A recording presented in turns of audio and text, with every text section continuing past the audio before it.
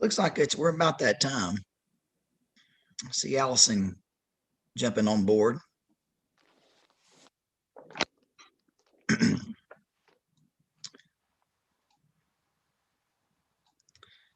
So I guess what we'll start out with tonight, if it's okay with all you guys, and please, anytime you got a question, just unmute yourself and jump on board and ask the question. But I'm gonna share with you what we saw in Bristol at the Haven of Rest, and then once I share that, I'm going to talk to you about this transitional piece. We discussed this some yesterday during the pit count of where I think we need to go first, and then you guys can give me your thoughts and your ideas, and then we can plan to meet again in the near future and hopefully start working on it. So the Haven of Rest, it was established in 1955. It is completely faith-based. They do not receive any funding at all from the state or federal government. They do everything through church giving only. It's a men and a women's facilities, and they have facilities for also families. So they got men dorms, women dorms, and then they've got homes, cottages that homeless families can check into. They're locked in the rooms at 10 o'clock at night or in the houses, and they're there till 6 o'clock in the morning. They have a staff of 18 people that run the facility. 2 staff members are all night. They have 1 male and 1 female staff member that stays all night long, that stays there and sleeps. They have a thrift store that they operate for income. It's ran by folks using the shelter. That's from 9 a.m. to 4 p.m. They have transitional housing. So folks that are transitioning out of the program, that's getting ready to go out on their own. They have 20 per building, 2 per room. After 30 days, they have a job and they actually have a savings account, and they can stay up to 60 days in the Haven of Rest. They know that it's faith-based. They do have chapel morning. In the morning, they have devotions in the morning and the afternoon, twice a day. They also have them on Wednesday, and they have church service on Sunday. They have a chapel on site. So they have church services regularly. It's non-denominational. There's no denomination attached to it. He said all he taught in the church services was Jesus.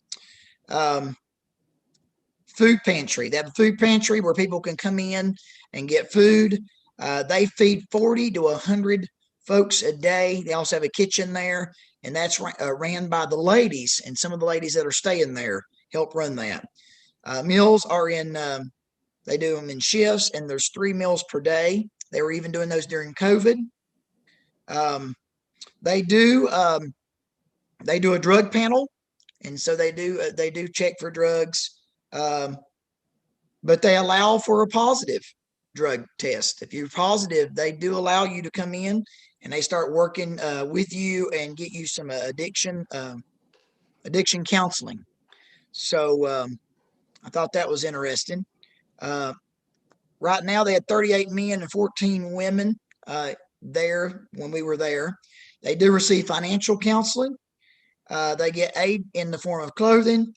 They have parenting classes. They do a ID check with the police. They have a great relationship with the police department, and they said that their police, law enforcement, loved them. It helped get these folks off the street, helped to get them the help that they needed, and so they had a great relationship with law enforcement in Bristol. He said Bristol, Tennessee, and Virginia. They do not allow sex or violent offenders to be there. They do work with Frontier Health and other mental health places, and they get these folks mental health counseling. They do have a on staff. They have some counselors and nurses that are there to assist. On severe weather nights, they do not do an ID check. They do not do a drug test. They allow folks to come in. They receive blankets, scarves, gloves, hats, and then they let them stay the night. The place is under surveillance. Let's see. they can come in, wash clothes, take a shower, get out of the weather during the day.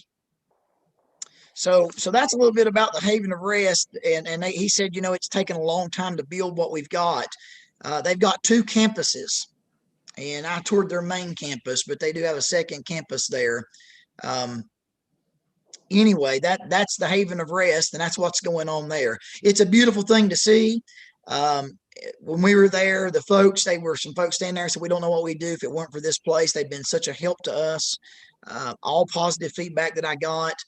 Like I said, they're staffed about 18 people, and those are all paid for through the church's support. And he said that's all denominations have come together to do that. So that, any questions about that before I start talking about this next transitional piece where I think we need to go? I think to create something this big and this large from ground zero would be very tough without this next component that I'm going to tell you about. But has anybody got a question about that part of it? What I saw there, or any question that you have?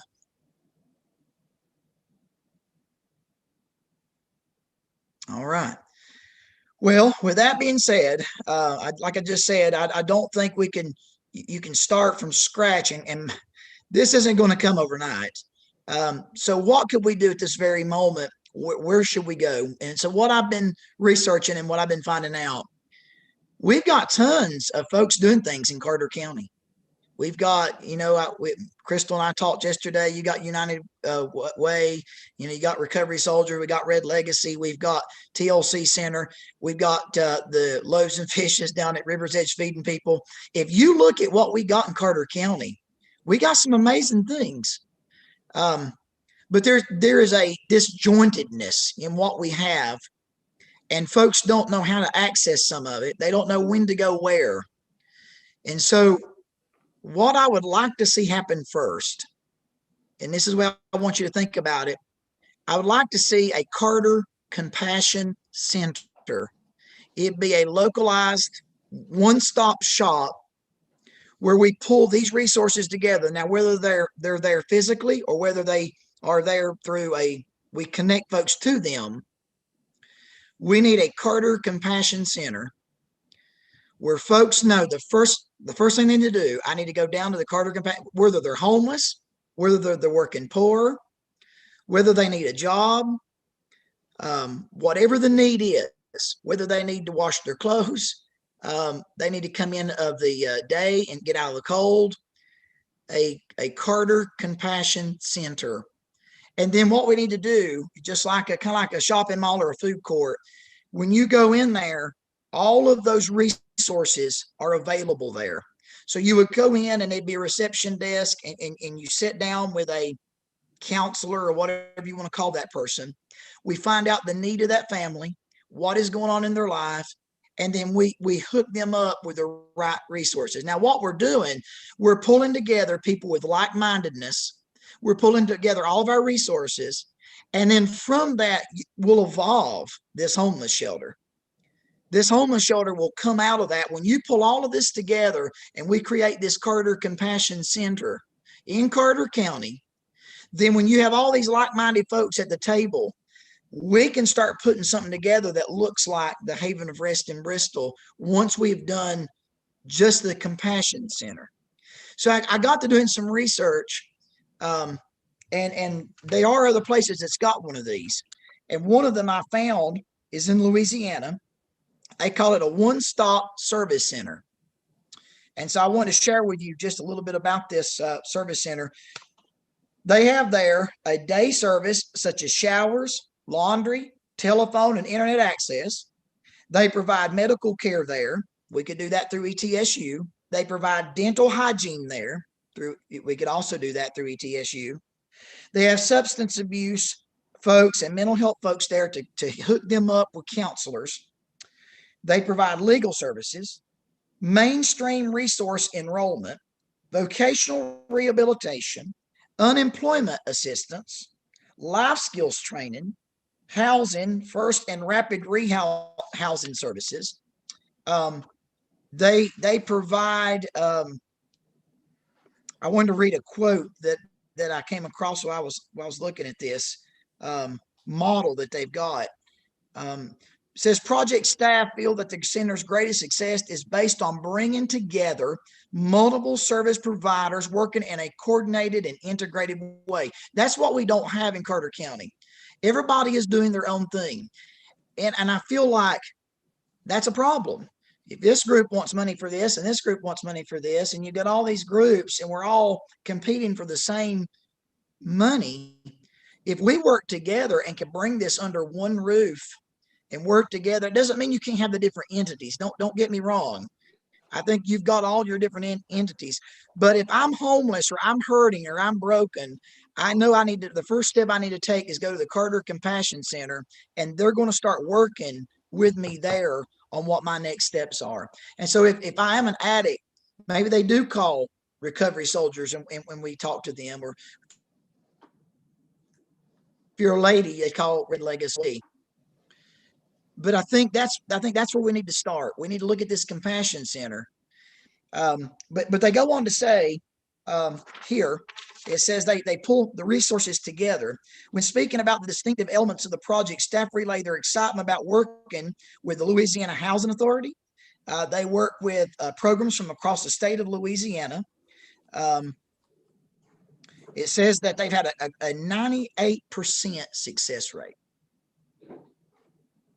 So and then there's one in Hamilton County, Ohio, very similar as well. I looked at it too, very similar.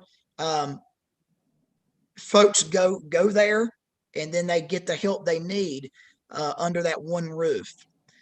So that's my goal. That's my dream and my vision for us to start. And I believe we're pulling the right people to the table when you pull on all these organizations that come together, unite and integrate.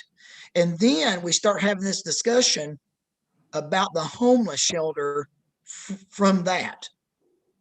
Am I making any sense? Any questions thus far about what I'm talking about?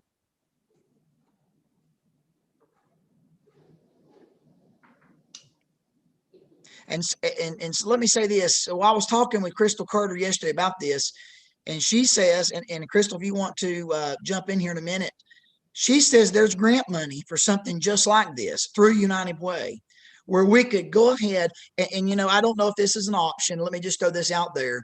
You've got Pleasant Beach Baptist that is selling their old church building, the old church gym that they had after they built the new one. What a great site that's already built, something already there that is in our county that may be possible for us to attain and create this Carter Compassion Center and start pulling our resources together and start selling it to the public and have this campaign for the Carter Compassion Center that folks know we have a one-stop shop in Carter County for help. So, Crystal, do you want to share anything on that? So I would just say, so some of the grants that are out there, of course, for emergency food and shelter, there is an emergency food and shelter grant that comes through United Way. It is a FEMA grant, but it helps. We usually, they do it in, I think we're in phase 36, so they do it in phases. And we usually have about $23,000 a year that comes out of that. But then also there are other grant opportunities, Arch, and right now Tennessee Housing and Cooper with Arch. Talked a little bit about this on the Continuum of Care meeting. Every year there are ESG grants for like rapid rehab and stuff. So the grants are out there and they're available, especially for rural areas. We just need to know where to look for them and to have a place for them to go where, and that would be a great thing for, Carter County to have a center that looks for the grants for the different things. I know for us, we run an after school network. So we were always sending grants to schools and things. So it would be something like that where they would be able to send it out, but the funding is out there and available. Okay. So guys, you hear that, and here's me, and I know I'm a pastor and I'm a counselor and a dad, and I've got a lot of things going on. but I am committed to this, and I'll do whatever it takes to see this center in Carter County, whatever it takes. If that's work with pastors, work with churches, work with the county commission, I will do whatever it takes to see a place where folks that are hurting, folks that are broken, and families that are needing assistance can go to one place and meet all of these resources. Rather than running around, you think about it, gas is limited for these people. Well, I'm going to send them here, and I'm going to send them down over there, and then I'm going to send them back over here, and they get so frustrated because they went to 1,000 different places. Maybe they got help eventually, maybe they didn't, but they waste a lot of time, a lot of effort. And I feel like if we pulled everything together, and I think it's great, we've got so many people in Carter County doing great things. Sometimes we don't even know what people are doing. You have no idea that this is going on down the road or this is happening over here. But if we could get them on board with this compassion center, and they say, well, we provide food. So let's say a person shows up and they say, ma'am, we're just hungry, would love to have a dinner tonight. We say, oh yeah, well, we're gonna send you down to River's Edge, and they've got the Loaves and Fishes ministry, and they provide you with food and a food box. But they came to us first. And so the center would be the hub. So think of it like a wheel. The center is the hub of the wheel. You have your spokes going out to the different resources. Now, some of those resources could be housed in that building. Others can keep their housing that they've got. But we pick the phone up and say, hey, I'm here with so-and-so, and they're struggling with this right now, and I know that you deal with this. What's their next step? How can I help them? And so I think you'd have to hire you'd probably need a director of the Compassion Center that helps to coordinate everything. And you'd need a few staff members, not a whole lot, that would work with these folks that are coming in of the day to meet their need. At that Compassion Center, have a laundry facility there where they can wash their clothes, can get warm. I think the sky's the limit. So that's my heart. I've prayed about it. I've asked God about this. Here's the thing. People say, well, is it faith-based? Is it not? Whether it's faith-based or not, if we're showing people love and compassion, Jesus moved with compassion. If we're showing people love and compassion, I think whether you're a believer or whether you're not, you ought to believe in loving people. And so it's a place where people can come in and be loved and be helped and hopefully stop the cycle of poverty. And we may see that we can prevent some homelessness before it happens. So whether it's faith-based completely or whether it's also got some funds through the local county government, I'm open to either one. I'm fine to make it completely faith-based, but here's the thing. I'd like to see faith-based and non-faith-based work together for the good of our community. So I'm all about some unity. But Patty, you being the mayor and you hearing what I've just said, I mean, how do you feel about what I'm talking about? I think it's a great idea. I mean, I get calls here, and so does Abby. People calling, I need help paying my electric bill. We don't have any shelter. I mean, just different things. And so there's not a lot of places to send these people, and some of those places that we need to send them are not here. They're in Johnson City. Right. Like United Way and those places. So I do think it's a great idea to have like a hub, as I would think of it as, to help people in one spot so they're not running all over the county or calling different offices to try to find help. Right. And I know the first thing people think is to call the mayor's office, and we try our best to get people in the right spot. But I mean, it's just all you can do is tell them or give them phone numbers, and then hopefully that they'll pursue that action that we give them. But there's no confirmation that they will. So maybe actually having a physical location for something would help get them. So. I think so too. Yeah. And see, when I talk, Patty, to pastors, well, we had a homeless man show up Sunday night at our service. So he was homeless. We helped him and all of that. But when I talk to pastors, they say if we had a place in the county that we could give to, then we could send that person to that place and they get the help that they need. And we know that it's going to the right things.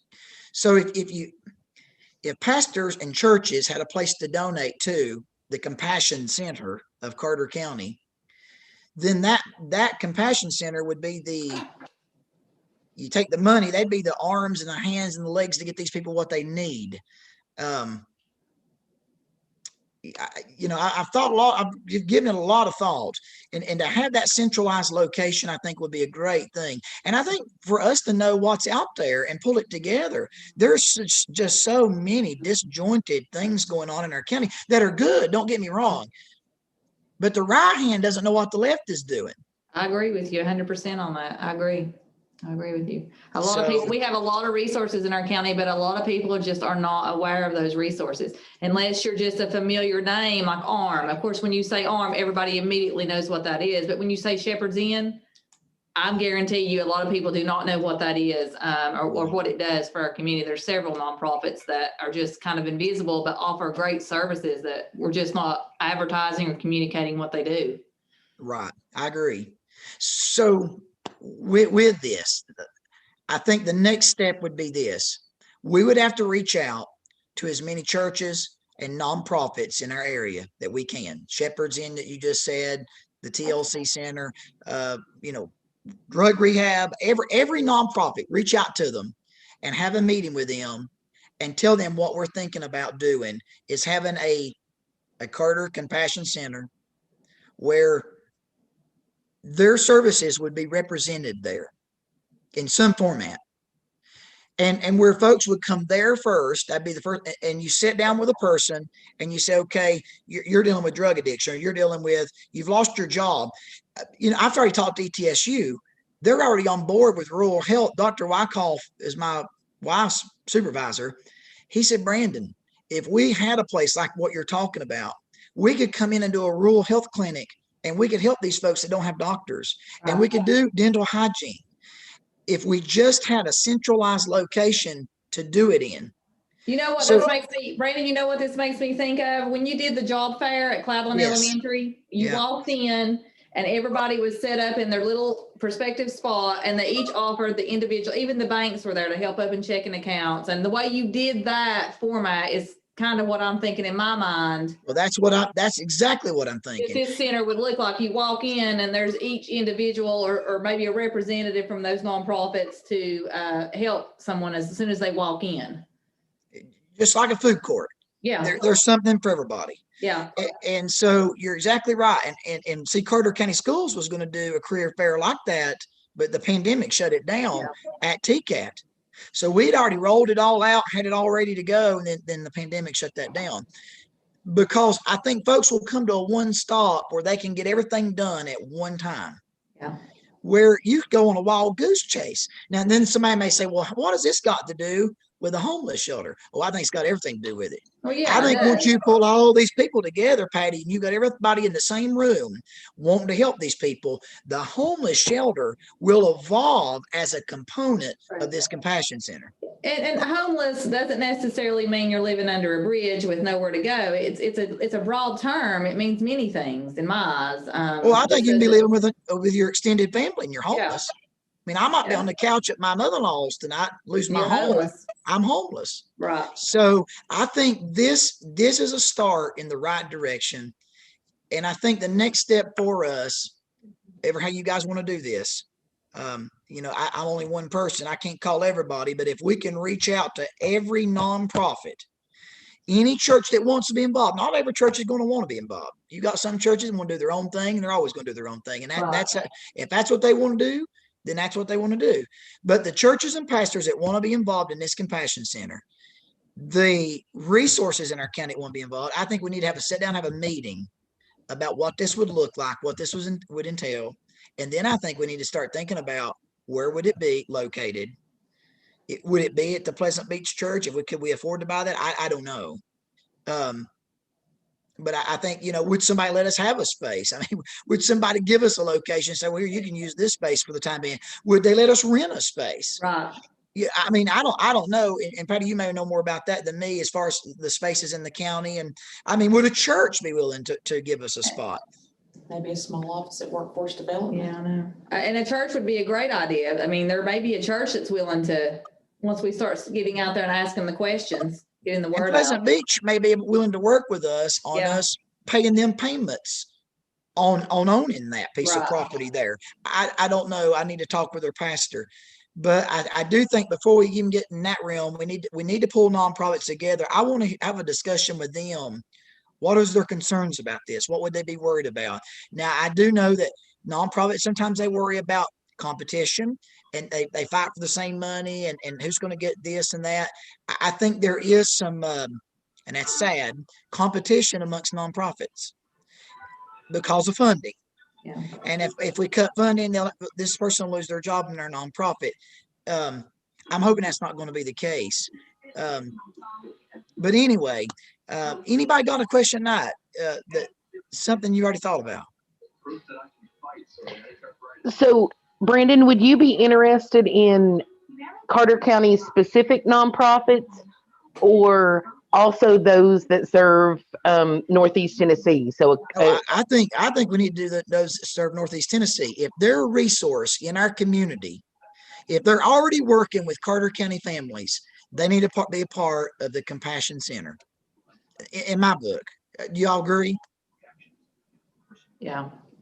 Yeah. I agree. Yeah. I It'd just be a beautiful thing, guys. I'm telling you, I'm so excited about it. I think we got to have a vision. I've done a lot of praying about it. I'm like, God, where do we go from here?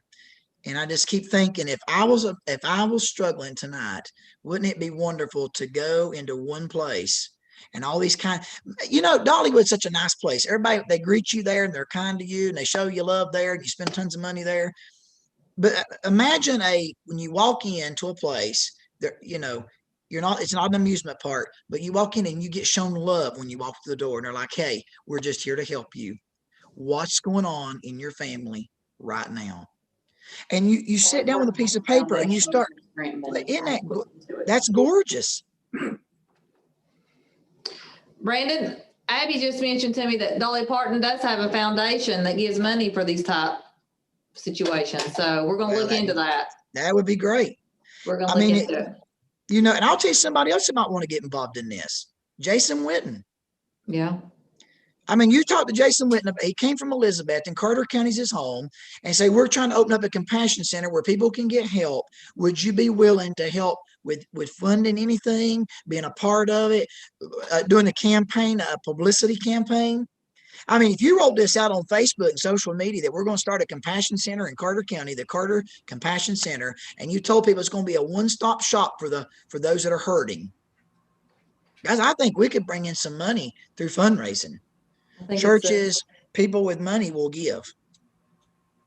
I think you're right. I do. Me too. So you guys pray about it, think about it. What I think we got to do is set a time frame to meet back and try to meet with some of these. I know we're doing this through Zoom. I'd love to be able to do it in a big giant room. We could actually, I'd love to see if Valley Forge would let us meet maybe in their sanctuary and do this in person. I just think in person would be phenomenal, but maybe not. I mean, I just feel like there's so much more that can be said when we're all standing there in a room together. Yeah. But I mean, I don't know if they'd be willing to do that. Wear masks, social distance, go into the sanctuary at Valley Forge, have a meeting about this compassion center, answer questions, have our commission maybe show up that night. Any politician that wants to be a part of that. Carter County Schools. I think you've got to involve the schools in a compassion center. I think the schools yes, you have to involve the schools. Yeah. I mean, that family comes in and they're struggling and that kid goes to such and such school and you pick the phone up, call the counselor and say, this kid's going to need some help when they get to school. Yeah. I just think that's it's got to be a hub and you got all those spokes going out to the right people. So. Brandon, do you want to reach out to some of the nonprofits and and the pastors in the community and kind of get a feel and then maybe decide to start, maybe we can get with Valley Forge and do in person, but with mask, I'm not real sure how a lot of people would feel about that, but we could just kind of ask, I guess. Yeah, I mean, they're having services. We're having services of harmony with masks, but if we limit it to one representative from the nonprofit, and you said, we have a number we wouldn't go over, and we wore a mask and we could meet. I mean, yeah, you can do it through Zoom, but I feel like that in-person meeting. I mean, this may be the start of something that 10 years from now, we may be looking back on this Zoom meeting and say, do you remember when this was just a dream? And you look at what we may do something in Carter County that other counties may start doing. So anyway, I think it's a great idea. And Abby and I on our end, we'll look at and maybe even reach out to Jason, if you want us to. yeah, I think involving our law enforcement, our school system, Yeah. ETSU, the College of Public Health. I think we need to pull together as many resources and say, this is what we're talking about, a hub, a central hub in Carter County that folks would come into, sit down with somebody and get connected to the resources. So I know I've talked to Dr. Acup yesterday about it. I say he's joined us now. Dr. Acup, just to kind of fill you in, I went over what the Haven of Rest does in Bristol. We talked about how that you just can't do that cold turkey. And this transitional piece would be starting a compassion center, as you and I talked about yesterday. And then when you have those players on board, I think through evolution, you're going to come up with this homeless shelter as a result. But, if we build it, and I said this yesterday, they will come. And I think we've got to get the snow in our hand and we got to pack into a small snowball. And then we got to start it on a downhill slope. And this thing's going to get bigger and bigger and bigger. And there it's going to be. But that's we've been talking about the next step, Dr. Acuff, would be to pull our nonprofits, our churches, folks together that would want to be a part of this compassion center, and let's have a meeting. And we'd like to have an in-person meeting, with social distancing and masks, maybe like at Valley Forge in their sanctuary where it's large, or maybe a school. Maybe have it at Elizabethton High School, or, somewhere we could kind of spread out on bleachers and we could talk about this in person. I think it'd be a great thing. Yeah. So I agree with Brandon. Thanks for doing that. Sorry I'm late. I had a Boys and Girls Club board meeting before. Oh, that's okay. But guys, I'm willing to do whatever it takes. My church is on board. Harmony is on board with whatever it takes. We want a place where people can go get help and be connected. And so anybody else got something they need to say or question or concern or? Brandon, I just want to weigh in on it. I think it's a great idea. When I became a constable, I never realized just how many homeless people we had in the county. And I mean homeless living under the bridge. I mean homeless living in outbuildings, people living in their cars. And that is actually probably more dominant than people living under the bridge, is people living in their cars with nothing else. You wouldn't believe how many times we've towed vehicles and every single thing that they own is in it. And when they get to that point, they really do not know where to start. Some of them, I've got one lady that has been a consistent problem up here in Roe Mountain, and she has genuine mental issues. And unfortunately, she's the one who falls through the cracks because she can't stay at the Shepherd's Inn because she has a couple of aggravated assaults under her belt. Well, she's not mentally sound. And the last aggravated assault that got her quite a bit of time in jail was she was throwing rocks at a lady. But for her to be in jail is really a relief because she knows she's getting her food. She knows that she's warm and she's dry and she's taken care of. So it's become a huge issue. And I never realized just how much of an issue until I became a constable and I was hearing it and seeing it firsthand. So I think it's an amazing idea. I think that this is something that we should stick with, above anything else that I've heard so far. I think this one is an amazing idea, and I see a vast need for it in our county. Thank you so much for sharing that. I believe God's in this, and I'm not sure if you're a believer, all those watching is a believer or not, but I believe God's in it. And if he's in it, he's going to bring this to fruition. I really believe it's going to happen. We have a big county. There's a lot of space, and there's a lot of people, and there's a lot of brokenness.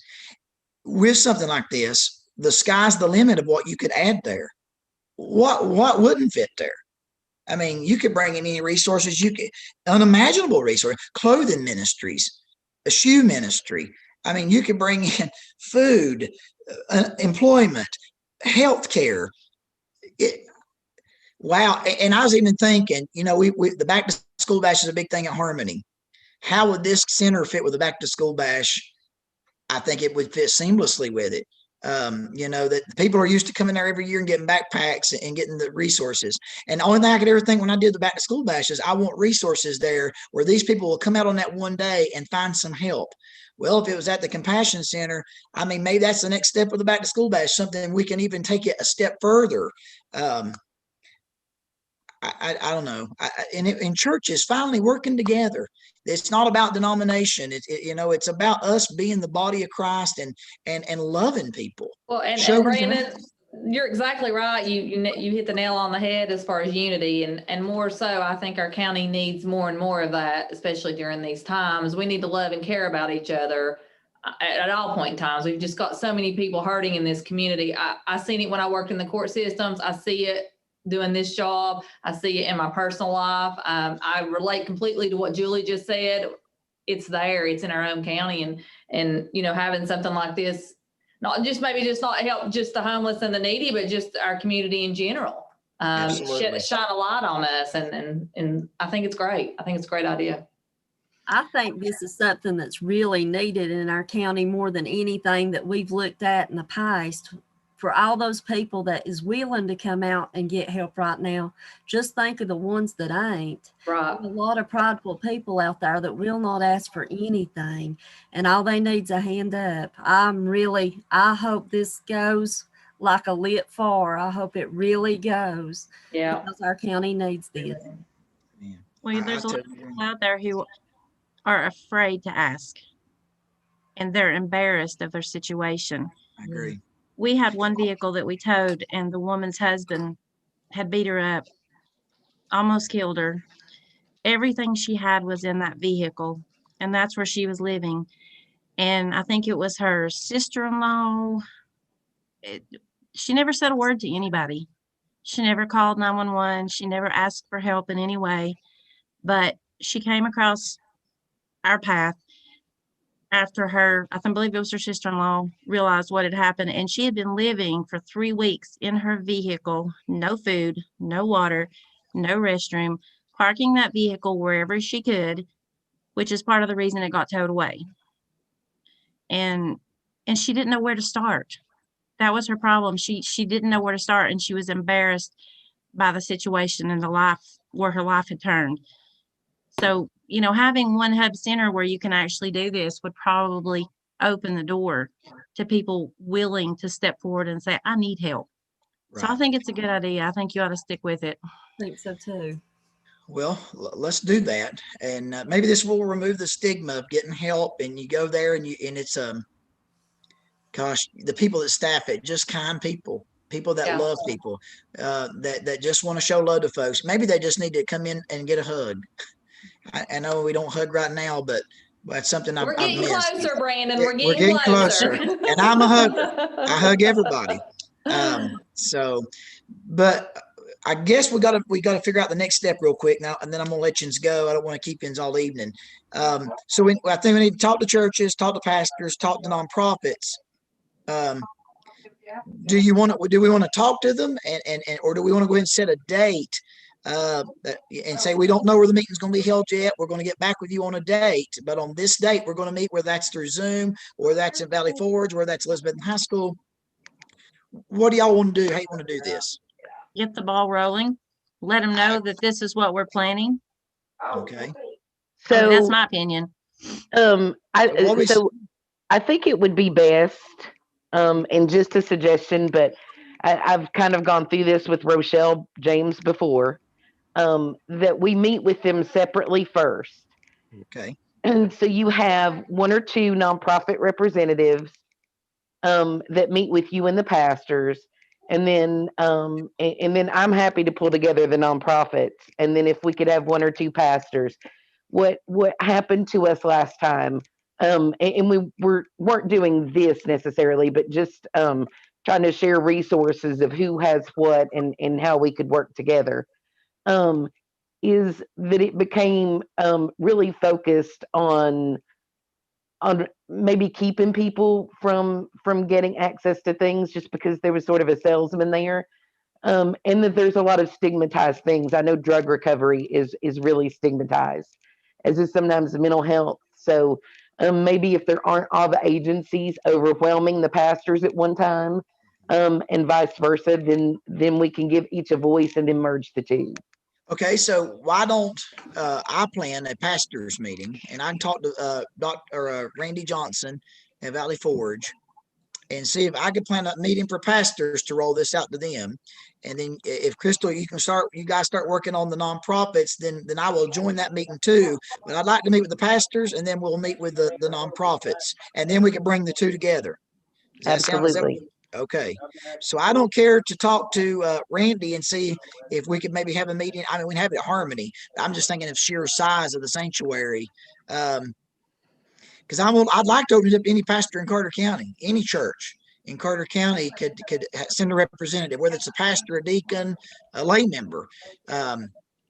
You know, and I know we got First Free Will, Nathan Jennings down at First Free Will. They've got a good size sanctuary too. So I mean, we've got some options there. Well, and I'm not going to speak for Hunter Baptist, but I know that they're in partnership now with the Boys and Girls Club. We have a satellite here in Hunter and their Christian Life Center.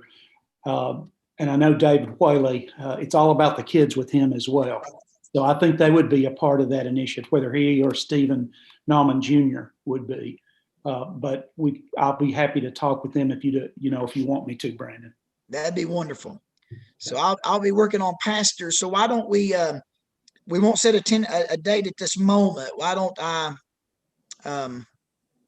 I'll work on the pastors and you guys work on the nonprofits, and then we'll try to get some dates set on their, we're going to find a facility that's going to host this. Right. So. And I see Allison Timms is on here, and I had a great conversation, you probably did too, Brandon, with Tom Hobson yesterday, who does essentially the same thing for the Elizabethton City Schools. I think you as chair, I would like to ask you to invite him to this group. Oh, absolutely. His Kids in Transition program is something we need to know about, and I know Allison's already doing that. And I was really disappointed about when we talked about homeless and who we could count and who we can't count as homeless in our county. It was very, very disturbing. I don't know that we can change that, but we know we've got kids out there that need help. We see them at the Boys and Girls Club as well. Right. So I'd love to have Tom's input. Yeah, I'll reach out to him and I'll invite him as well. Crystal, how many homeless did we end up having on the pit count, if you don't mind? So the final count isn't in, and we do have 2 days to get it. And I'm glad you brought that up because I need to do a brag, I guess, on a couple of people. I think everybody that came yesterday, it was so great. And then Allison was our rock star for yesterday. She pulled in 27, a count of 27. And then this morning, Ashley Williams, which I guess is another person that we need to include in this with the library, because that is everybody's kind of a social service agency when it's open. But Ashley went out and continued the count today. She had 12 at last count at noon, and she was going to continue looking. Fantastic. Crystal, I just wish we could count all of our kids. I hate that we're only limited to how many we could count because we have so many other families that I wish we could get counted in that as well. And I think that's unfortunate that we can't count those, but I'm glad that we were able to at least count the ones that we did. So. Yeah. That's what, and if anybody here, because it is the homeless task force, if you have that much of an interest and you want an invite to Ann Cooper's Continuum of Care with Arch, I'm sure Doug can facilitate it. I'm happy to send it, the request to her, so that if we know what's going on with Arch, since they cover the entire region, it helps us to be able to better focus on Carter County as well when we have a voice in there. Or more voices, I should say, than just mine, because currently I'm representing 4 of the counties when I step in that room with them. So I would love to get more people in there to advocate for Carter. Crystal, do you think it would be beneficial, since you're going to be talking nonprofits, I'm going to be talking to some pastors, to meet back on Zoom one time before we set a date and just talk about what we heard from the pastors and what we heard from the nonprofits? Would that be beneficial? Absolutely. So why don't we set a date in you say You want to say a couple of weeks? Give ourselves 2 weeks to talk, or do you think we're going to need longer than 2 weeks? No, I can have this ends taken care of in a couple of weeks. So in 2 weeks, we're looking somewhere right around the 11th of February on a Thursday. Would that work? That sounds good. Yeah, I think Let's- as long as we avoid Mondays and Tuesdays, particularly for the county commission, and the only Thursday, city council meets sometimes on Thursday. I forget if they're the second Thursday of the month or the third. I'll have to go look. I know Patty must have to leave out. We might need to tell her since she's left the meeting, but why don't we say the Yes, 11th? Patty had another appointment she had to go to, so she told me anything you guys need, coordinate through me. Okay, thank you, Abby. Let's shoot for the 11th right now at is 6 o'clock still good with everybody? Sure. Yes. Let's say 6 o'clock on February the 11th. Let's meet again, and that will give us 2 weeks to talk to folks. And if all of you will go out and talk to some folks and kind of share and get some feedback, what folks are saying about what we're talking about. So, all right. Well, thank you guys again. And I ask you to do me a favor.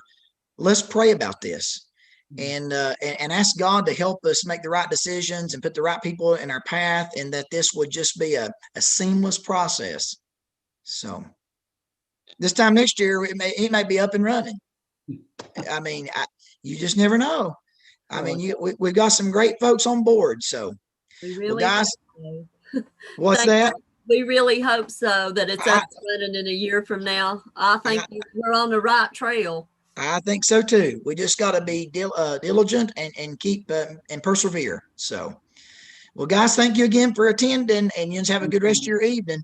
Thank Thank you. you. Thank Thank you. Brandon, Bye bye. Brandon, if you wouldn't mind hanging around for just a minute, I'd like